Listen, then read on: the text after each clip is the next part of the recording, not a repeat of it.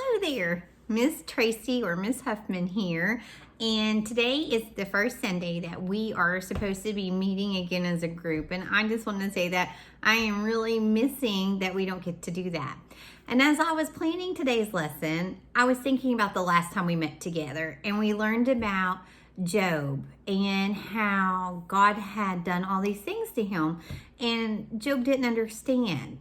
And we talked about how there was a reason that even though Job didn't know God's reason, God knew it. And Job just had to trust in God. Because remember last time God was kind of showing Satan like, haha, you can't break my followers' belief in me.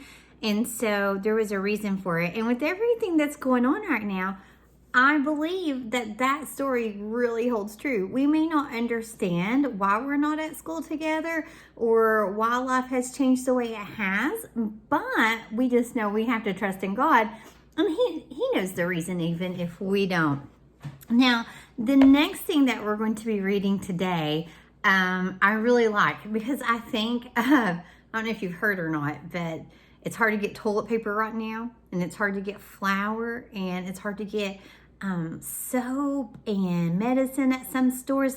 All these stores are selling out, and people are afraid. They're afraid that they're not going to have what they need. So I want you to kind of think about that. And as I read this story, I want you to think of the answer. Should we fear not having our needs met? Should we be afraid of not having enough food and not having enough toilet paper? And at the end of the story, I want you to share with someone at your home what you've learned. Okay, so here we go. God calls Abram based on Genesis 11 through 12. Many years pass. People forget about the God who created them. They move down the Euphrates River and they build the great trading city of Ur. Ur is a land of plenty, with plenty of different gods. But the one true God speaks to a young man named Abram. Abram, why are you out here in the middle of the night? Sarai, God has spoken to me. He said to leave my father's family, my country, and the false gods of Ur behind me. He said to travel to a land that he will show me. There he will make our family a great nation, and all the people on the earth will be blessed through me. Abram, it will be scary to leave everything we know and our family, but we will trust the Lord to keep his promises. How do you think your father will take the news? Not well. Abram can't leave me behind in my old age. And Lot, you're his nephew. Since your father is dead, it's Abram's responsibility to take care of you too. We're going with him. Abram obeys God by leaving Ur, but he disobeys by not leaving his old life behind. His father, Terah, comes along bringing his many idols with him. Seriously, Abram, it's better to worship all the gods. That way you don't offend one by leaving him out. Worshiping other gods offends the one true God. So you're saying he's selfish. God leads Terah, Abram, and the rest of their families to the rich land of Haran. Even though the land is beautiful and fertile, God does not want them to settle there. But Terah loves this new land and wants to retire there. Out of respect for his father, Abram stays in Haran, putting off his pursuit of God's promise. One day, Terah dies. Abram is now the head of the tribe. He immediately takes charge. Load up the animals. What are your plans for the tribe, Master? God has called me to take my family and leave Haran. I will continue to seek his promised land. I'm with you, Uncle Abram. Abram leads his tribe through the surrounding lands for several years. He and his extended family live the life of wandering nomads. Remember, nomads are people who move a lot, typically following animals that they hunt for food and shelter. So they typically follow migrating animals. But then a famine sweeps through the land Abram doesn't have enough food to support his tribe.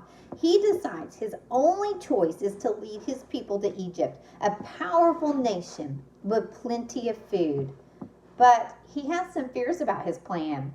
Sarai, you are the most beautiful woman I've ever seen. I'm afraid that when Pharaoh sees you, he will fall in love with you. Since I'm your husband, he'll kill me so that he can marry you. We must pretend to be brother and sister. That sounds very unlikely, but I'll do as you ask. But Abram's prediction comes true. Pharaoh falls for Sarai's loveliness. Thinking Abram is her brother, Pharaoh gives him lots of money and gifts and asks Sarai to be his wife. But before Pharaoh can marry her, God intervenes to save his chosen family. Plagues! God strikes the Egyptians with disease, so they will let Abram and Sarai go in peace. They give Abram food and money and send him and his family on their way. Thankful for their close escape, Abram and Sarai realized how foolish their plan was. Sarai, forgive me. I did not seek God's help. I was a coward and trusted in my own plots to save us. I forgive you, husband. From now on, I will trust God. I can only pray that he forgives me. I'm sure God forgives you, Abram. After all, he protected us in Egypt, even when we forgot to trust him. I'll never try to outsmart God's plan for us again. I just hope this is the last time I have to pretend to be your sister. A lot is too much, based on Genesis 13. Abram has left Egypt with great wealth. But his blessings from Egypt turns out to be a curse in disguise. Is there a problem? Now that the tribe has tasted wealth, their old nomadic ways don't seem so great.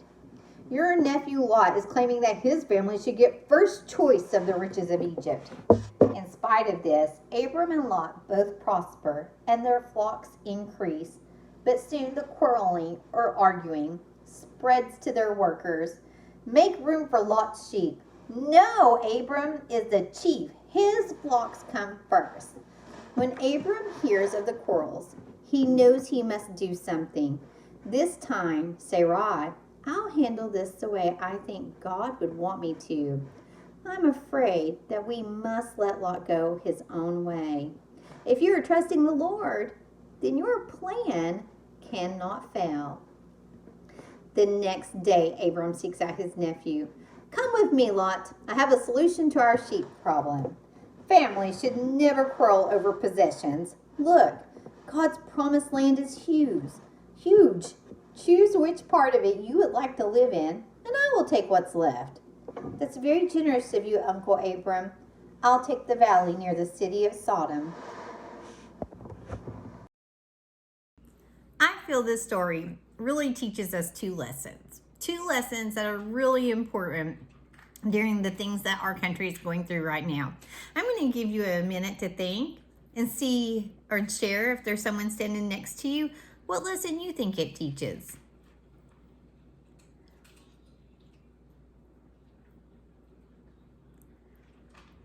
If you need more time, you can pause the video.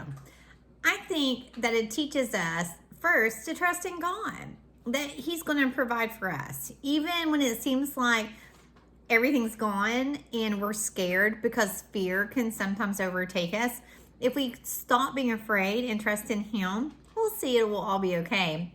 I think another thing that it teaches is not to take more than you need. And some of us sometimes, because of fear, feel like we need to buy more than what we need, and that can hurt others.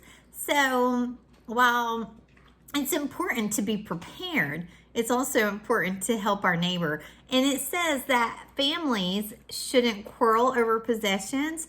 Well, to us, everyone here is our brother and sister through God. So when it says families, I don't think it means just my family, but all families, that we shouldn't quarrel with other families either, that we were put on this earth to help each other. I sure miss you guys, and I can't wait till the next time that we're together. I'll try to send another video in a couple weeks. Talk to you later. Bye.